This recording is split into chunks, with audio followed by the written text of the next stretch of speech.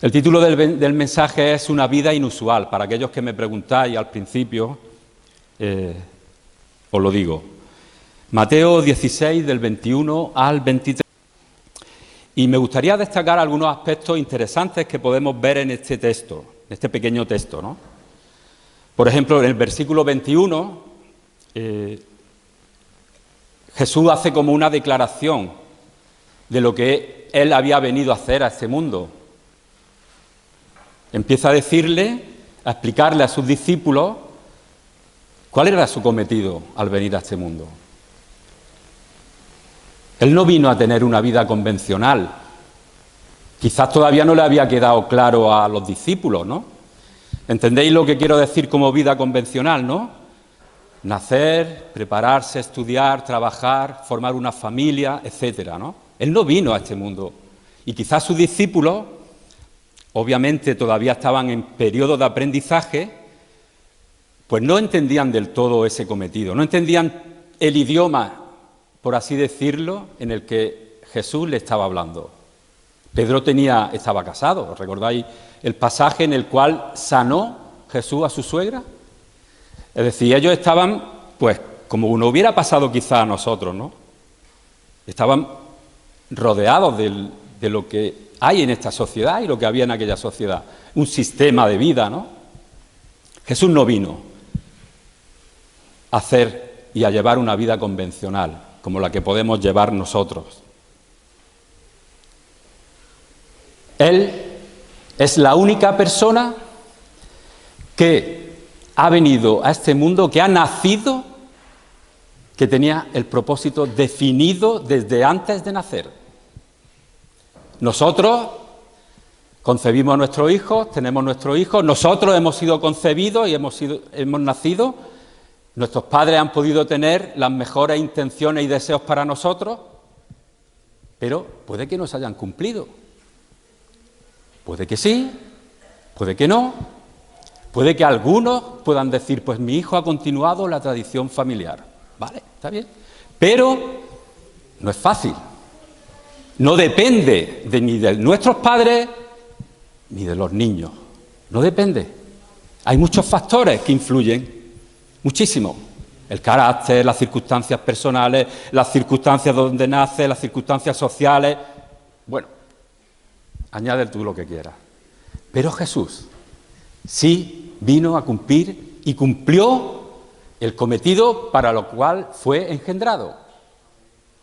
La única persona del mundo que nació con el propósito definido. ¿Me explico? Lo vamos a leer, Lucas 2, 10 al 11. Lucas 2, 10 al 11.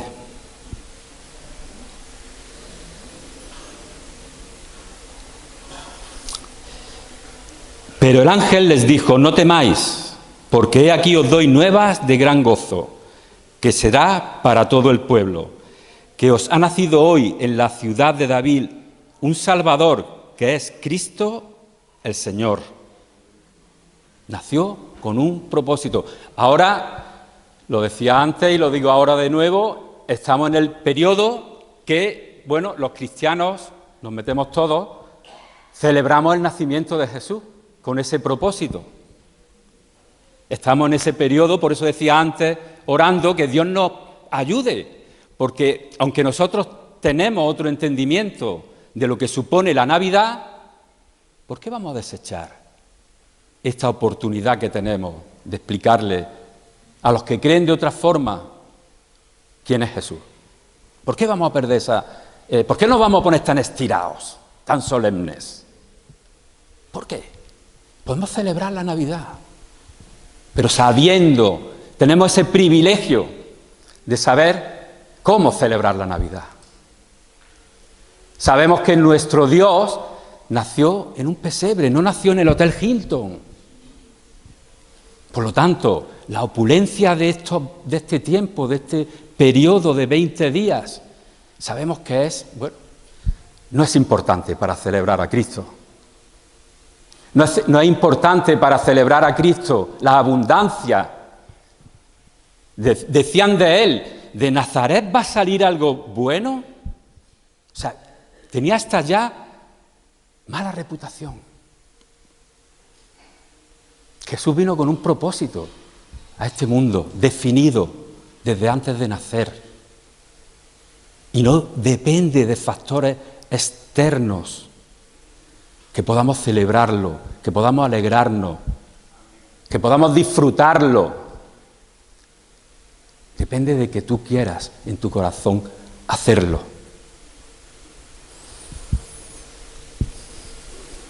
Fijaros si vino con un propósito definido, que ya avanzando un poco más, con 12 años, se le ocurre despistarse de sus padres y se queda en el templo hablando de los negocios de Dios, de las cosas de Dios. Los padres no se dan cuenta. ¡Guau! Y lo vamos a leer. Creo que estuvieron 3 días buscándolo. A mí me hubieran dado una paliza.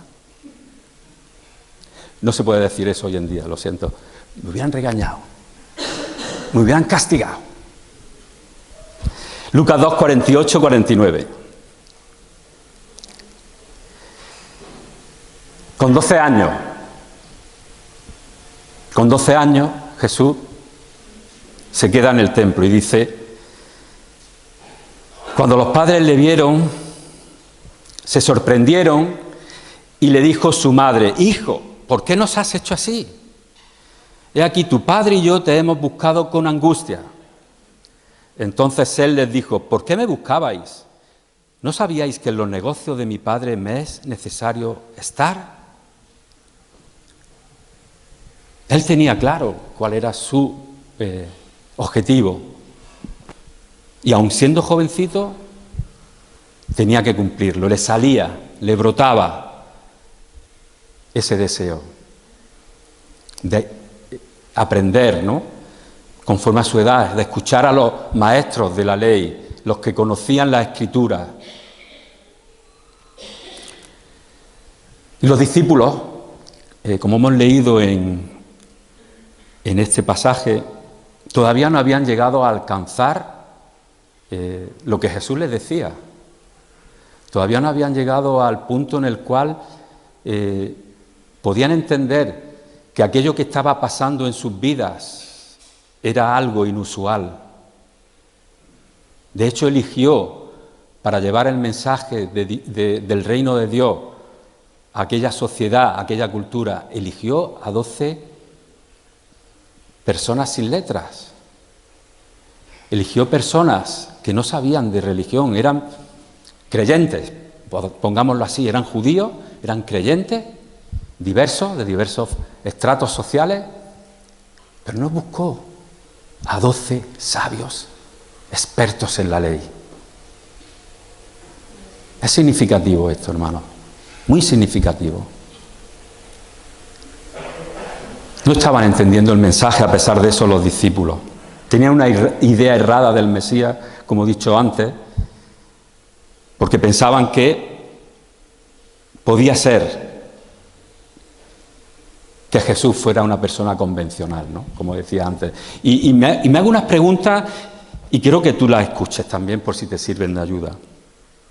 ¿Entendemos hoy el mensaje de Jesús? ¿Estamos entendiendo el mensaje de Jesús hoy en día? Nosotros los creyentes también lo tenemos cerca. No olvidemos que Pedro llevaba tiempo al lado de él. A Pedro lo eligió Jesús. Los discípulos vieron maravillas que hacía Jesús. ¿Entendemos hoy en día los creyentes el mensaje de Jesús? ¿Lo estamos entendiendo?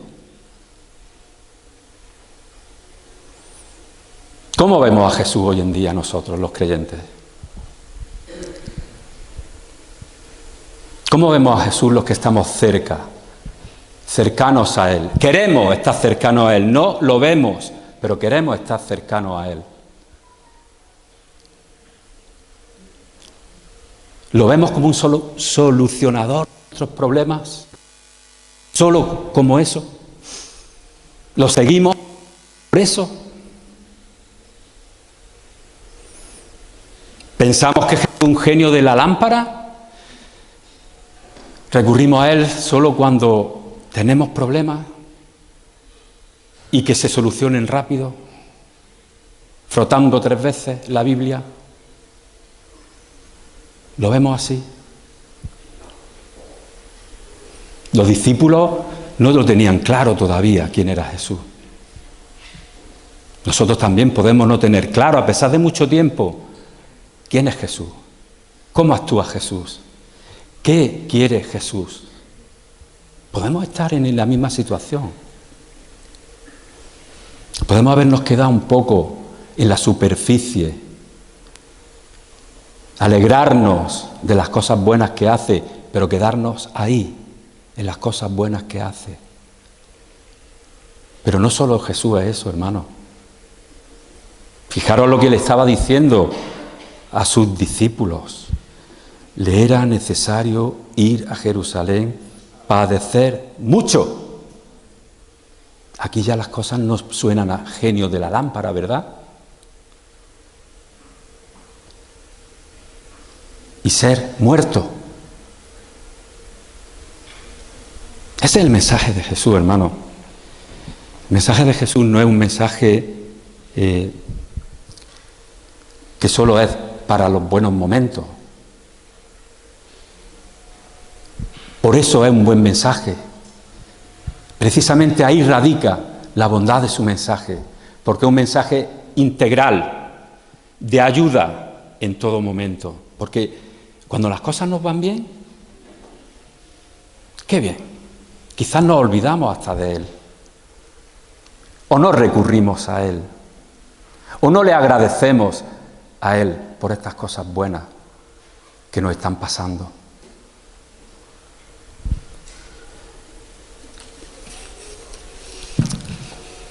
El mensaje principal, como digo, de Jesús sigue siendo el mismo que antes.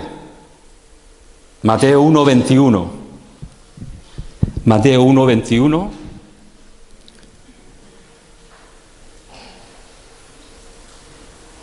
Dice, y dará a luz un hijo y llamará su nombre Jesús, porque él salvará a su pueblo de sus pecados. Jesús nos quiere ayudar a su pueblo, a ti y a mí, a los que han de venir. Él quiere ayudarnos en todo, como decía antes. Es una ayuda integral, completa. Y tenemos que aceptarlo así y creerlo así. Recordad una cosa. Jesús dijo en muchas ocasiones, mi reino no es de este mundo. Por lo tanto, si aplicamos esta frase y la recordamos, entendemos que lo mejor está por venir. Como dice esa frase que tanto se oye por ahí, lo mejor está por venir, la vida eterna. Lo mejor está por venir. Tenemos que creer esto, hermano. Este mundo es como es. El Dios de este mundo es el dinero, hermano. Y el poder. El reino de Dios no tiene nada que ver con eso. Es de otro mundo su reino. Versículo 22. Entonces Pedro, tomándolo aparte, comenzó a reconvenirle, diciendo, Señor, ten compasión de ti. En ninguna manera esto te acontezca. Como decía antes, Pedro aquí, tuvo la delicadeza de cogerlo aparte. No sabemos si porque le daba vergüenza que lo escucharan decir lo que le iba a decir o porque quería ser el primero en reconvenirlo y quería ponerse la medallita a él, no sabemos. Pero Pedro lo cogió aparte y empezó a decirle, pero bueno, Jesús, ¿qué estás hablando? ¿Cómo tú, mi amigo, no puede pasarle eso? A mi amigo no le puede pasar esto que tú estás diciendo. ¿Qué va? No puede ser. Pedro estaba demostrando una piedad y una bondad que en nada estaban ayudando a Jesús. Hay veces que nosotros también actuamos así. Actuamos creyendo que estamos haciéndolo bien, creyendo que estamos haciendo algo bueno, y ahora resulta que lo que estamos haciendo de tropiezo para la persona que estamos hablando con ella. Quizás porque le hablamos desde nuestra humanidad, desde nuestro parecer. Queremos aconsejar desde nuestra experiencia, desde nuestro conocimiento profesional, desde nuestros estudios, quizás. Pero hay veces que eso no vale, hermano. Hay veces que es mejor escuchar solamente. Hay veces que es mejor solamente poner el oído y el hombro sobre la persona que te está pidiendo, o que ni te ha pedido, porque Jesús en ningún momento le pidió consejo a nadie. Jesús no le pidió consejo a los discípulos, le estaba describiendo la situación que tenía por delante. Sin embargo, Pedro ya intervino ahí, como en otra ocasión hemos visto a Pedro intervenir, ¿no? En plan héroe, en plan d'Artagnan, con la espada y todo eso, ¿no? Y otra vez volvió a no ser de ayuda a Jesús. Jesús lo comprende, ¿eh? Jesús no se enfadó con él, aunque vemos la respuesta, ahora hablaremos de eso. Pero Jesús entendía que sus discípulos no llegaran todavía a lo que él le estaba explicando.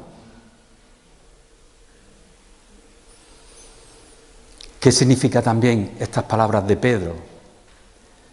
Que no aceptaba la voluntad de Dios. No estaba aceptando la voluntad de Jesús. No estaba aceptando el objetivo de Jesús, para el cual había venido, hemos dicho antes, ¿no? ¿Qué nos pasa a nosotros a veces? No queremos aceptar la voluntad de Dios. No queremos aceptar lo que Dios nos dice. No queremos aceptar los planteamientos que Dios nos da. Repito, no nos pregunta, no nos pide opinión, nos dice.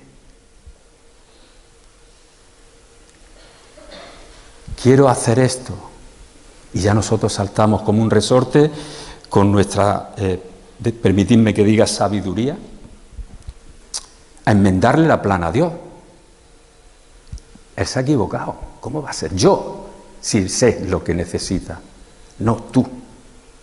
Hermano, recuerdo, y me pongo yo como ejemplo, al principio cuando me destinaron aquí a Málaga a trabajar, hace ya 30 años, yo me enfadé un montón con Dios. Porque yo no tenía previsto venir a Málaga. Mi objetivo no era Málaga.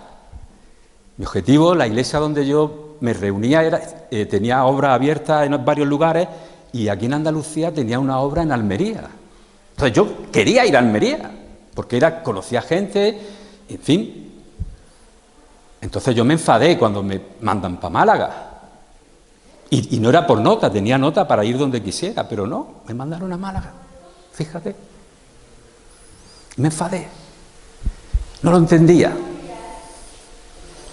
Me echaba la culpa a mí, esos que no he rellenado bien la solicitud, o estos que no sé qué, o estos que no sé cuánto, el Señor se ha equivocado, como Pedro, ¿no? Señor, ¿cómo te has equivocado? Has tenido un lapsus, estás dormido. Al final no. Era la voluntad de Dios que estuviera aquí. Aceptemos la voluntad de Dios, es lo que podemos sacar de las palabras de Pedro, ¿no? Aceptemos con humildad la voluntad de Dios.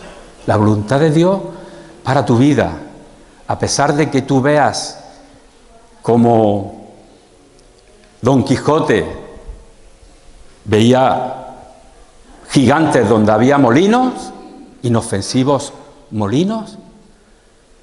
Acepta la voluntad de Dios. No veas gigantes donde no hay gigantes. Acepta la voluntad de Dios para tu vida. Si haces eso, pronto verás el resultado, porque Él no te va a dejar en ascuas. Él no disfruta con el suspense, Él no es Alfred Hitchcock con las películas de suspense. Jesús no le gusta jugar con nosotros. Yo he escuchado oraciones, y perdonad un momento que haga este inciso. He escuchado oraciones, y no aquí, pero las he escuchado en otras ocasiones, en estos tiempos que, a través de los años. Señor, quiero ser una marioneta tuya. No, hermano, esa oración no. No hagas esa oración, hermano. ¿Qué va? Dios te ha dado a ti una personalidad. Te has formado a su imagen. Si tú dices a Dios, quiero ser una marioneta, aunque lo haces con toda tu buena intención, si llevas la imagen de Dios, estás viendo como que Dios es una marioneta también, o Dios trabaja en un circo, no sé qué decirte, hermano. No digas eso. Dile, Dios, haz de mí lo que tú quieras que sea. Enséñame tu camino. Pero no, Él no quiere ser un titiritero contigo ni conmigo. No. Detrás de muchas veces aparentes buenas intenciones, nuestras buenas intenciones humanas, luego lo dice Jesús más adelante, nuestras buenas intenciones humanas pueden ser una trampa peligrosa, pueden ser como una tela de araña donde nos caigamos y quedemos atrapados. Versículo 23. No quiero extenderme mucho. A ver por dónde vamos. Vale. Versículo 23. Mientras lo buscáis, bebo agua. El mismo texto, Mateo 16, versículo 23.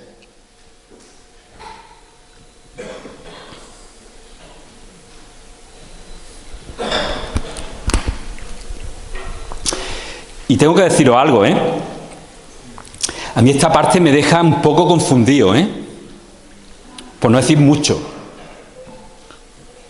Me deja confundido porque ahora lo veremos, vamos a leer, nos vamos a ir después al versículos 13 al 19, pero eso después, porque hay un cambio de ritmo ahí increíble por parte de Jesús. Hay un giro de 360 grados en los acontecimientos que me deja bastante confundido. Pero bueno, vamos al 23, ¿vale? En el versículo 23, como hemos leído al principio, dice, pero él, Jesús, habla de Jesús, volviéndose, dijo a Pedro, quítate de delante de mí, Satanás. Me queda confundido esta respuesta de Jesús, ¿vale? Me eres tropiezo, porque no pones la mira en las cosas de Dios, sino en las de los hombres.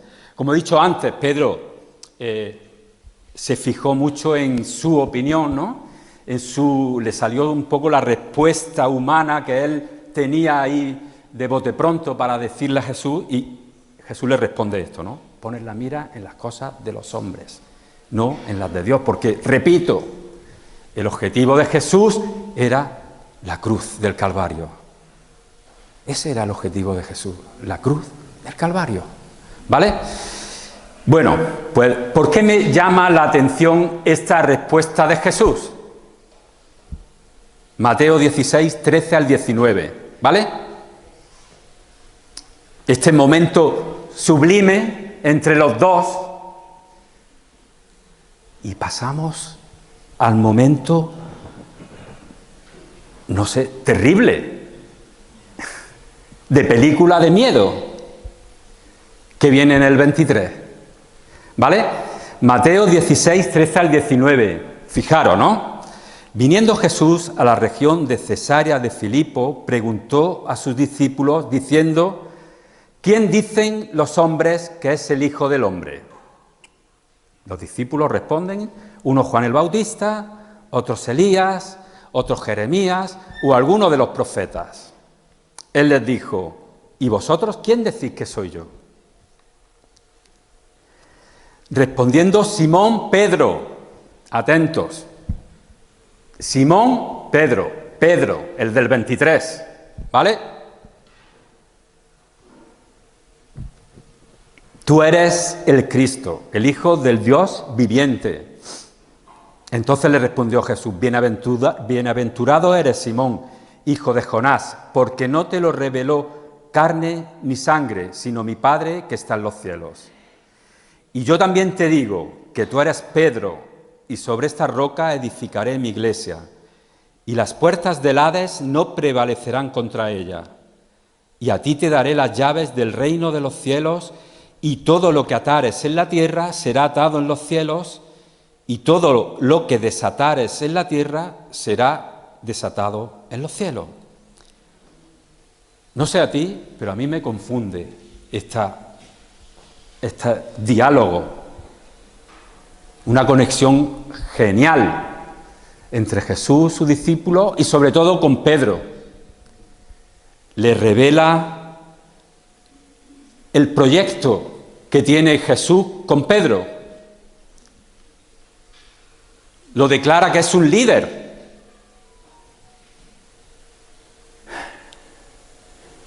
Le dice lo mejor que podía decirle, le declara el futuro al cual está Pedro llamándolo Jesús, ¿no? Qué fuerte, ¿no? Qué bueno. Increíble. Pero ahora de pronto le dice Jesús a Pedro, un poco más adelante, media hora más adelante, no sé: apártate, quítate delante de mí, Satanás.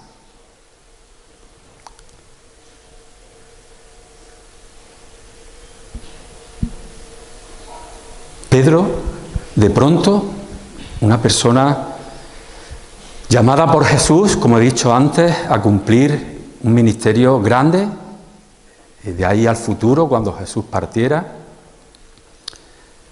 está siendo usado por el enemigo, según dice Jesús. Está siendo usado por el enemigo, dicho por Jesús. No es una percepción individual. Muchas veces creemos tener controlado al enemigo. No hagas hechicerías, lógicamente. No leas horóscopos. Bien. No veas pelis de miedo. Bueno, está bien. Tenemos controlado al enemigo. Pues sabemos cómo funciona. Los ídolos. Semana Santa, Dios mío. El cautivo ahí al lado. Como decía antes, estamos en una zona de influencia de nuestra iglesia que es privilegiada porque somos un faro. Somos un faro del reino de Dios en medio de esta situación, de toda esta cultura, de esta sociedad. Y lo digo en serio, hermano. Lo digo en serio. No lo estoy diciendo en broma. Muchas veces creemos tener controlado al enemigo. Pero este versículo a mí me dice que no lo tenemos controlado. Pedro, repito, llevaba conviviendo con el Hijo de Dios un tiempo. Los discípulos llevaban conviviendo con el Hijo de Dios un tiempo. Judas llevaba conviviendo con el Hijo de Dios un tiempo, tenía hasta una responsabilidad, que era la tesorería. Sin embargo, ¿a quién usó el enemigo? ¿A un centurión romano? ¿A quién usó el enemigo? A Judas. ¿A quién estaba usando el enemigo en estos momentos? A Pedro. No sé si me estoy explicando, hermano. No es para meteros miedo. Todo lo contrario. No es para meteros miedo. Debemos aprender. Debemos aprender. Debemos aprender que hay situaciones que nosotros podemos creer que estamos siendo ayuda y lo que estamos haciendo división. Estamos haciendo ruptura. Déjame decirlo un poco más claro. Podemos estar siendo usados por el enemigo. Tú y yo. ¿Por qué? No porque seamos malos. No. Que también lo somos porque somos pecadores arrepentidos y salvados por la sangre de Cristo. Pero el enemigo, la estrategia del enemigo, él no va con tonterías, hermanos. Si puede destruir la cabeza, no va a perder el tiempo en que miremos a los ídolos de fuera, porque ahí sabe que esos terrenos ya está perdido para nosotros, hermanos. Ese terreno está perdido. Eso no tiene influencia sobre nosotros. ¿Verdad? Incluso si yo voy a una procesión en Semana Santa, puedo ir con la tranquilidad de que lo veo como algo cultural. Yo tengo esa tranquilidad en mi corazón, hermano. De que si yo voy a ver Belén o voy a ver o participo, y te hablo de mí, participo de la cultura que hay en España, yo lo hago con la paz y la tranquilidad de saber quién soy. Yo sé quién soy. Lo digo con toda la humildad del mundo. Y te digo a ti lo mismo. Tú tienes que saber quién eres. Eres hijo de Dios. Lo que hay fuera no te puede afectar si tú no quieres. Eres hijo de Dios. La sangre de Cristo te ha cubierto y te ha rescatado para que veas las cosas de una manera distinta. Has sido rescatado, hermano, hermana. Puedes ver las cosas de una manera distinta. No dejes que en lo que ya sabes el enemigo tome ventaja sobre tu vida. Y como decía, volviendo al texto,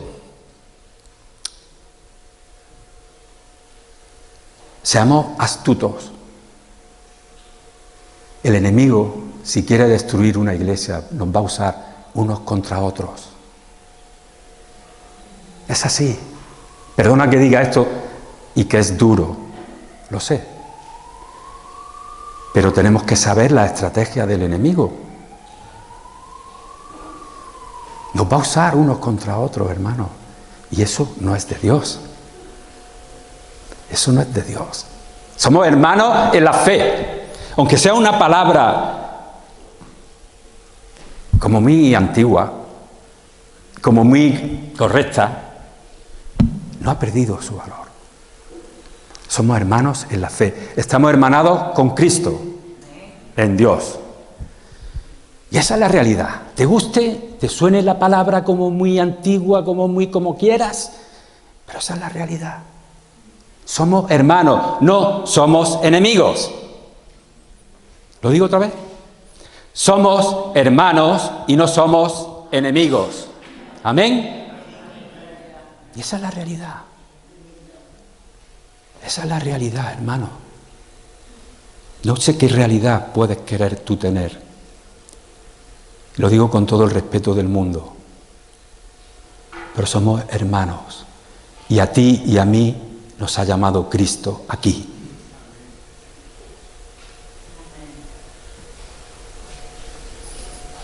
Romanos 7, 19. Pablo, el apóstol Pablo. Bueno, ¿qué vamos a decir del apóstol Pablo? Fantástico, hermano. Fantástico como Dios usó a Pablo, ¿no? ¿Cómo usó a Pablo? Pablo lo tenía claro. Romanos 7, 19. Pablo lo tenía claro y hablaba claro. Lo tenía claro. Lo tenía claro. Porque no hago el bien que quiero, Él mismo, fíjate, el apóstol Pablo, no hago el bien que quiero, un hombre que daba su vida, se daba al 100% por el Evangelio y por el nombre de Jesús. No hago el bien que quiero. Entonces, si no lo hace él, ¿quién lo hace? Si no lo hacía él, ¿quién no lo hacía? Sino el mal que no quiero, eso hago. Y si no hago lo que quiero, ya no lo hago yo, sino el pecado que mora en mí. Reconozcamos nuestros errores. Reconozcamos nuestra dependencia de Jesús para vivir en esta vida, a la cual nos ha llamado a compartir. Nos ha llamado a compartir desde nuestras diferencias, desde nuestras formas distintas quizás de ver las cosas, de entenderlas.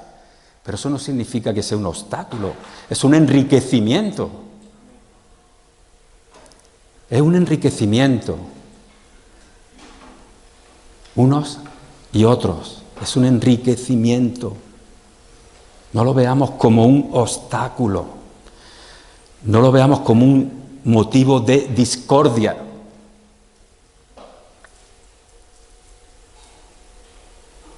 Solamente hay que hacer una cosa, hermano. Querer, decidir, aceptar, trabajar en pos de esa unidad que Cristo ha hecho en nuestras vidas. Es eso, una decisión. Si dejamos a un lado nuestra voluntad, nuestra ambición, si dejamos a un lado nuestra altivez, quizás nuestro orgullo, quizás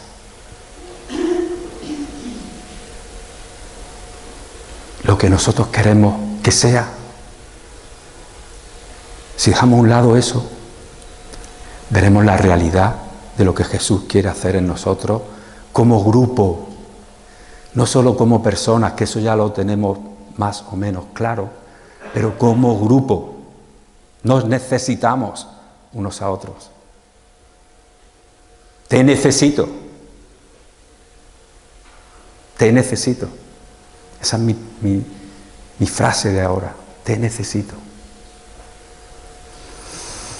Ya estoy acabando. No dudemos de la voluntad de Dios, aunque nos parezca una locura. Precisamente las cosas de Dios son locura a las personas racionales.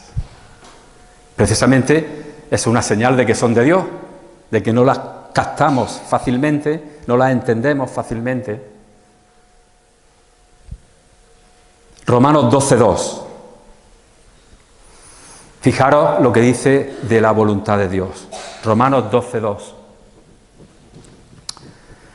No os conforméis a este siglo, sino transformaos por medio de la renovación de vuestro entendimiento, para que comprobéis cuál sea la buena voluntad de Dios, agradable y perfecta. Perfecta. Perfecta. Incómoda, sí. ¿Por qué no? Porque incomoda nuestra carne, incomoda nuestra vieja naturaleza. Pero eso es bueno, que nos incomode, porque es ahí donde vamos a crecer. Ahí donde vamos a crecer. Muchas veces huimos de la incomodidad de Dios, porque creemos que no es de Dios, que lo que creemos que la comodidad viene de Dios, pero muchas veces la forma de trabajar de Dios en nuestras vidas es a través de la incomodidad. Si quieres te lo digo de otra manera, del roce unos con otros.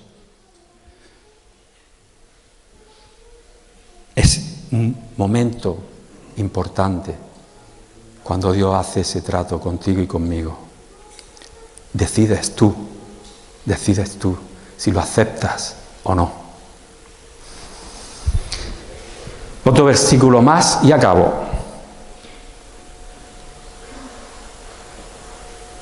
Santiago 1:20, muy corto.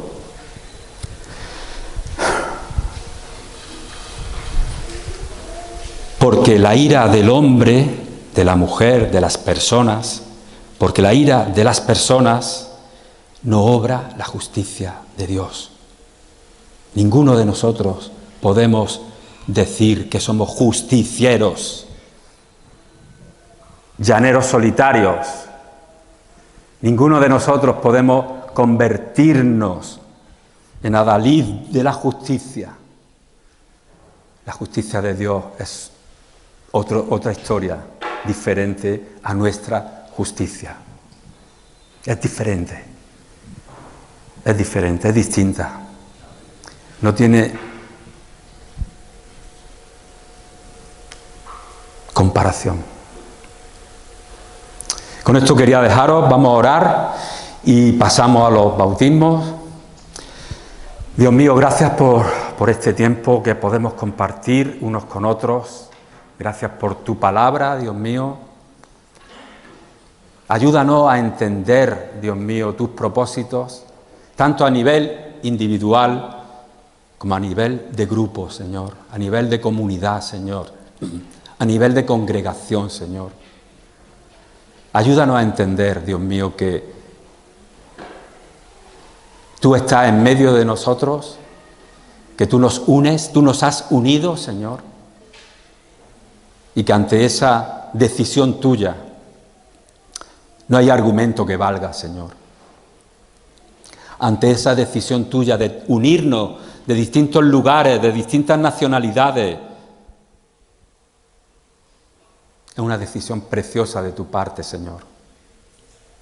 Es una decisión válida, buena, que es de edificación, que es de enseñanza, que es de crecimiento, Señor. Gracias, Padre. Yo bendigo a esta iglesia, Señor. Yo bendigo en tu nombre a cada uno de las personas que aquí se congregan, que aquí se reúnen, que aquí nos visitan, Señor. Yo los bendigo. Que tu gracia sea sobre ellos, Señor. Sobre sus vidas, sobre su familia, sobre cada aspecto de su vida, Señor. Yo los bendigo en tu nombre. Y te pido sobre ellos, Señor, lo mejor para su vida. Tu voluntad sea cumplida en sus vidas, Señor. Los que necesitan sanidad, opera sanidad, Señor. Los que necesitan liberarse de sus cargas, Señor, que llevan, libéralos, Señor, de sus cargas, Señor. Ayúdales, Señor, guíalos, Señor. En el nombre de Jesucristo te lo pedimos. Amén.